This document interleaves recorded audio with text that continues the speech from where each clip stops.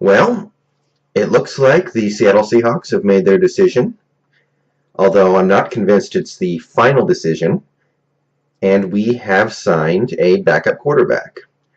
We have gone with Brady Quinn. Now, before I say anything, it's hard to get too emotional or energetic about a backup quarterback because in the best case scenario for your season, the backup quarterback never does anything important, and there's a better than good chance that the backup quarterback will never play a meaningful snap.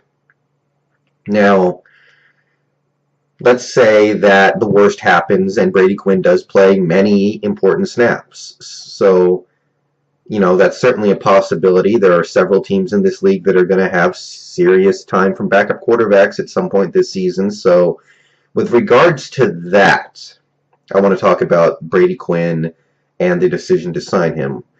Now, Brady Quinn, in my opinion, he was a guy that I kind of liked coming out of college, and I, to this day, do not feel that he has gotten a really good, fair chance at being an NFL quarterback. He's been on many rosters. He's played some games. He started some games. He's played well in some, played poorly in others. But I don't think he's had enough time in actual NFL games for us to totally know what he is. And a lot of people will say, obviously, he wasn't good in practice, which is why he never played. And while that's true, there are players out there who are bad in practice but good in games. Two great examples in recent history are Jeff Garcia and Tim Tebow. Both players who, in practice, look like garbage players, but when they get out there in an actual game situation, they play much better. In Jeff Garcia's case, he plays at a all-pro level when he was in his prime. So I feel that Brady Quinn never got an extended opportunity to be a starter and have a stable starting job in the NFL. That being said, in all likelihood, we know what Brady Quinn is. He's a mediocre backup quarterback who will probably be on an NFL roster for most of his career, but he's nothing you want playing. So odds are that's all he is. I'm not saying that I think he's a Pro Bowler in disguise or anything. He's probably not, but I don't feel like that we know everything there is to know about him. I don't feel like it's a Matt Leinart situation where I kind of feel like we know what Matt Leinart is, and that's that. I feel like the book is still a little open on Brady Quinn. However, I don't see how he fits this offense. I mean, if you're looking at Brady Quinn, if Brady Quinn was a good quarterback, and right now, as far as we know, he's not, he would be good because he's a prototypical quarterback. He stands in the pocket, he's got a big arm, he's a prototype. Russell Wilson is good for different reasons. He is absolutely not a prototype. There are very few quarterbacks in this league who play like Russell Wilson. He does things unconventionally. He can play a variety of different styles. Who plays the position like Russell Wilson does? It's a pretty short list. So I'm thinking if Russell Wilson goes down for a couple of quarters or a half or a couple of games even, and Brady Quinn has to go in, I'm thinking, how is Brady Quinn going to fit into this offense? It's going to be a completely different offense. Brady Quinn doesn't have the mobility of Russell Wilson.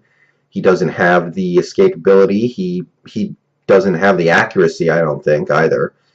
And I just see him as belonging in a different offense than Russell Wilson does. So that concerns me. However, I am of the belief that we might not be done quarterback shopping. I mean, I know that we brought in Tyler Thigpen for workouts, and I was thinking to myself, Tyler Thigpen, obviously, he's not a starting quarterback in this league, but I think his play style could at least somewhat emulate what Russell Wilson does. So I thought I wouldn't mind bringing in Tyler Thigpen if he's out there. But we went with Brady Quinn. However, I wouldn't be surprised if at some point down the road we decided to bring in Tyler Thigpen as well, and Seneca Wallace might still be on the table. That's obviously my number one hope for this free agency period. I don't know if it's going to happen now, but, for instance, when we traded for Percy Harvin, we cut Leland Washington, which opened up a roster spot because now our best wide receiver is now our best kick and punt returner. Whether or not we use Percy Harvin in that role all the time remains to be seen, but that saves us a roster spot. So now we can do something like carry 4 quarterbacks if we want to. We could go Wilson, Quinn, Portis, and one more quarterback. Or maybe Josh Portis is destined to go to the practice squad. I don't know how this is going to play out, but my feeling is that I don't think we're done yet. I don't think you can say that this team is in good hands if Russell Wilson goes down for a little bit.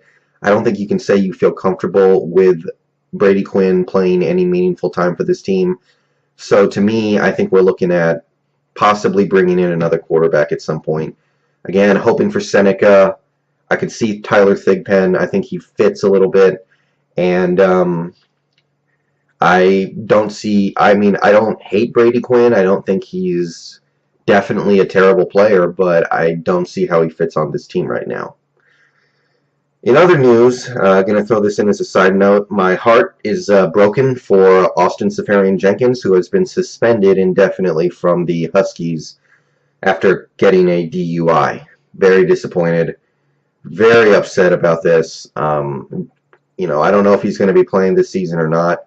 I don't know when he comes back, if he does come back. But he was a big part of what this team was going to be this year. And, without him now, then we really need our freshman wide receivers to show up in a big way. And I don't know if that's going to happen. So, big hit for the team, in my opinion. Very disappointed in Jenkins. And that's really all I can say. I mean, I saw the headline on my phone earlier today, and it just, what are you going to do? All right. That's what I got. See you guys later.